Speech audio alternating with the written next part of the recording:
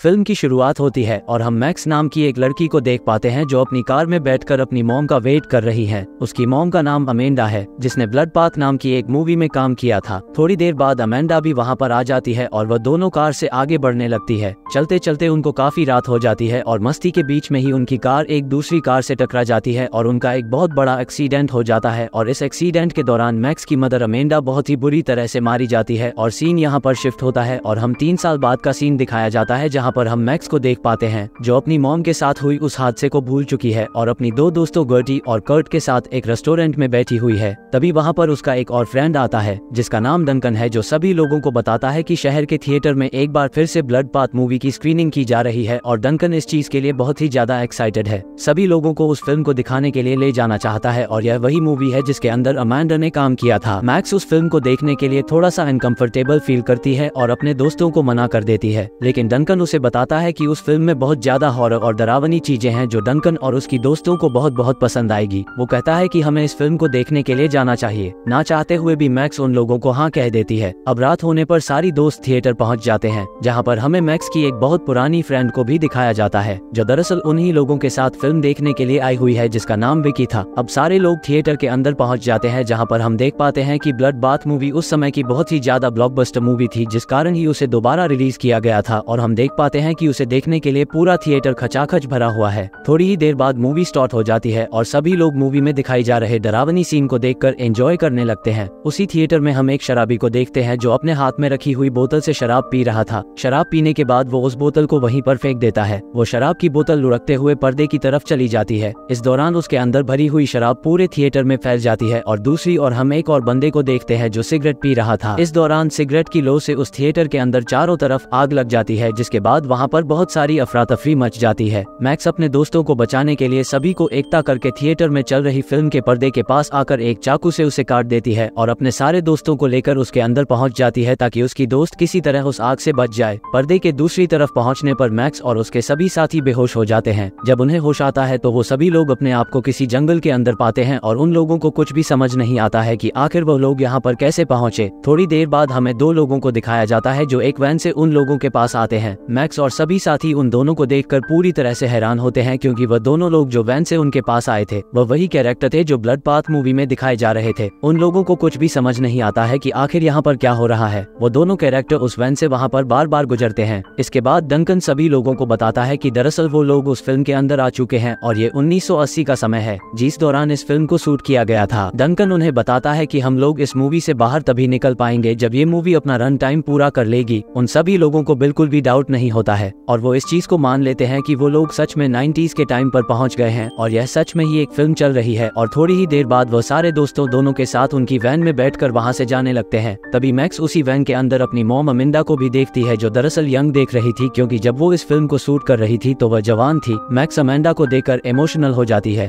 थोड़ी देर बाद वो एक घर के पास पहुंचते हैं जहां पर अमेंडा मैक्स और उसकी साथियों को एक पार्टी के लिए इन्वाइट करती हैं। डंकन और उसके सारे साथी समझ जाते हैं कि आगे वो लोग क्या करेंगे, क्योंकि उन सभी ने इस मूवी को कई बार देखा था और इस मूवी के हर सीन उन्हें याद थे और उन्हें ये भी पता था कि इस फिल्म में एक सीरियल किलर हुआ करता था जो दरअसल एक था हुए लोगों को खत्म किया करता था। इस बात की जानकारी होते हुए भी मैक्स और उसकी साथियों को कुछ भी अजीब नहीं लगता और वो पार्टी में जाने के लिए बहुत ज्यादा एक्साइटेड हो जाते हैं। इसके बाद वो सभी लोग उस जंगल को एक्सप्लोर करने लगते हैं, जहाँ पर उन्हें मूवी के 2 कैरेक्टर नजर आते हैं जो जंगल में ही इंटीमेट हो रहे थे। तभी वहाँ पर वही सीरियल किलर आता है जो अपने हाथ में रखे हुए हथियार से उन दोनों को वहीं पर खत्म कर देता है। डंकन ये सब देखकर बहुत ज्यादा खुश हो जाता है और वो सीरियल किलर के साथ पिक्चर लेने लगता है, क्योंकि उसे लगता है कि वो लोग तो इस मूवी के कैरेक्टर नहीं है, तो इस कारण वो सीरियल किलर उन लोगों को नुकसान नहीं पहुंचा सकता। लेकिन तभी वो सीरियल किलर अपने पास रखे उस हथियार से डंकन को भी खत्म कर देता है। ये देखकर सभी लोग वहां से उसी घर की तरफ भाग जाते हैं, जहां मैक्स सभी लोगों को बताती है कि हम लोगों को एक दूसरे से अलग रहना होगा, नहीं तो वह सीरियल किलर उन लोगों को भी खत्म कर देगा, जैसा कि वो अक्सर किया करता है। इसके बाद हमें एक पोला नाम की लड़की को देखते हैं जो उसी घर के पास आई हुई है, जो दरअसल ब्लड पाथ मूवी की बची हुई अकेली सर्वाइव थी। जब मैक्स और उसके साथी फिल्म के उन कैरेक्टर से उस सीरियल किलर के बारे में बात कर रहे होते हैं, तभी उन सारे लोगों को एक फ्लैशबैक आता है जिसमें वो लोग देख पाते हैं कि वो सारे लोग पुराने समय में पहुंच चुके हैं, जहां पर वो कुछ बच्चों को देखते हैं जो किसी समर वेकेशन मनाने के लिए कंट्री साइड एरिया में आए हुए हैं। उन्हीं के बीच एक डरा हुआ सा वेली नाम का बच्चा होता है जिसे वो सारे लोग मिलकर बहुत ज्यादा परेशान करते हैं और इस दौरान वो उसके ऊपर कुछ पटाखे भी फेंक देते हैं, जिस कारण वेली का पूरा चेहरा खराब हो जाता है। इसके बाद वो बच्चा अपने लिए एक मास्क बनाता है ताकि वो आग से झुलस सके, अपने भयानक चेहरे को लोगों से छिपा सके और मास्क लगाकर वो उन सारे बच्चों से बदला लेता है जिन्होंने उसकी ये हालत की थी। वो अपने हाथ में एक हथियार लिए उन सारे बच्चों को बड़ी बेरहमी से खत्म कर देता है और ये सब चीजें होती हुई मैक्स और उसकी सारे साथी देख रहे होते हैं। इस दौरान गर्टी पर उन्हीं मारे गए बच्चों का खून आकर गिरता है और वह लोग वापस प्रेजेंट टाइम में आ जाते हैं, जहाँ पर हम देख पाते हैं कि गर्टी के चेहरे पर वही खून लगा हुआ है जो फ्लैशबैक में उन बच्चों की बॉडी से निकलकर उसके चेहरे पर लगा था। उसके चेहरे पर खून लगा हुआ देखकर वहाँ मौजूद सभी लोग बुरी तरह से घबरा जाते हैं और उन लोगों को लगता है कि शायद वो विलीन नाम का लड़का ही वो सीरियल किलर है जो उसी तरह से लोगों को फिल्म में खत्म कर रहा है। सारे लोग वहाँ से भागने की कोशिश करते हैं और हम उन दो कैरेक्टर को देख पाते हैं जो सबसे पहले मैक्स और उसके साथियों को इस जंगल में मिले थे, जो अपनी वैन लेकर वहाँ से भागने की कोशिश करते हैं, लेकिन गाड़ी की स्पीड तेज होने के कारण उनकी गाड़ी क्रैश हो जाती है, जिस कारण वैन में बैठा हुआ मेल कैरेक्टर गाड़ी से निकलकर दूर जा गिरता है और उसका पूरा शरीर बुरी तरह से बैंड हो जाता है, जिस कारण उसकी वहीं पर मौत हो जाती है और फीमेल कैरेक्टर भी अब वहाँ पर मारी जाती है। ये सब देखने के बाद मैक्स और उसके सभी साथी फिल्म के सारे कैरेक्टर को बताते हैं कि वो लोग इस मूवी में फ्यूचर से आए हैं। वो सभी बताते हैं कि किस तरह से वो लोग उन लोगों की इस मूवी का हिस्सा बने हैं और उसके सारे साथी कैरेक्टर भी इस बात को मान लेते हैं, क्योंकि उन लोगों को भी लगता था कि मैक्स और उसकी सभी साथी इस समय के बिल्कुल भी नहीं लगते हैं। इसके बाद हम क्रीच को देख पाते हैं जो उस वेली नाम की किलर को पकड़ने के लिए सारे लोगों को अपने प्लान के बारे में बताता है। वो बताता है कि हमें किसी तरह से उस किलर को इस घर में बुलाना होगा और हम इस दौरान पूरे घर में ट्रैप लगा देंगे, जिससे वो हमारे ट्रैप में फंस जाएगा और हम उसे आसानी से खत्म कर देंगे और इस तरह से हम लोग इस मूवी से बाहर भी निकल सकते हैं। सभी लोग इस बात से एग्री करते हैं और क्रेज के बताए मुताबिक उस घर में ट्रैप लगाने लगते हैं।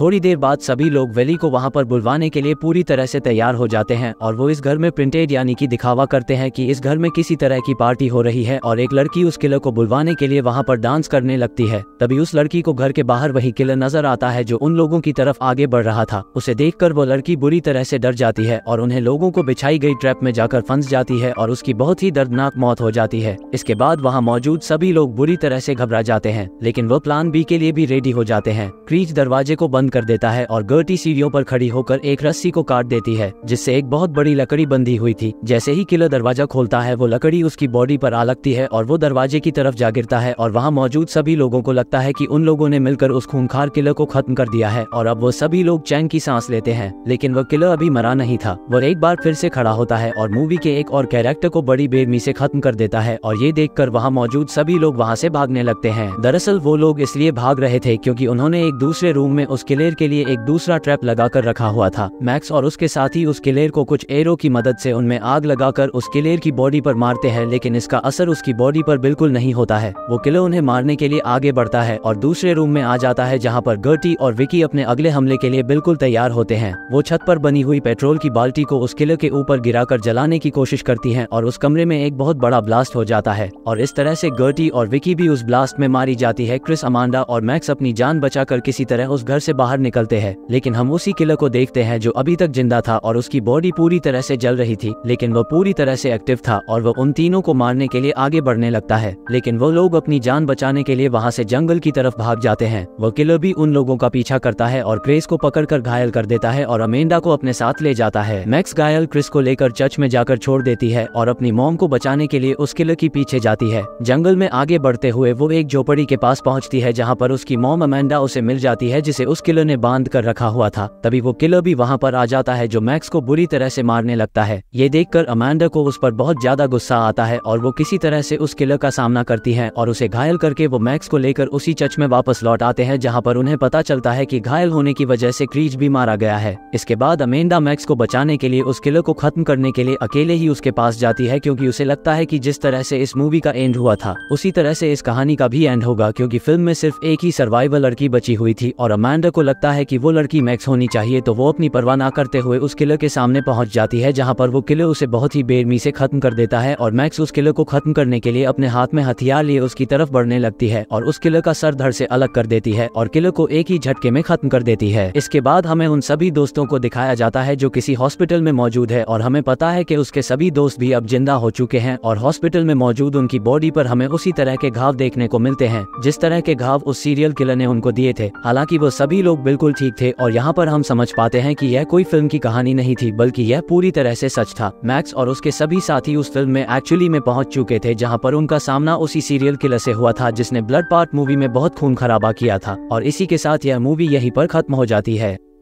अगर आप लोगों को वीडियो अच्छा लगा तो वीडियो को लाइक करके चैनल सब्सक्राइब करना मत भूलना।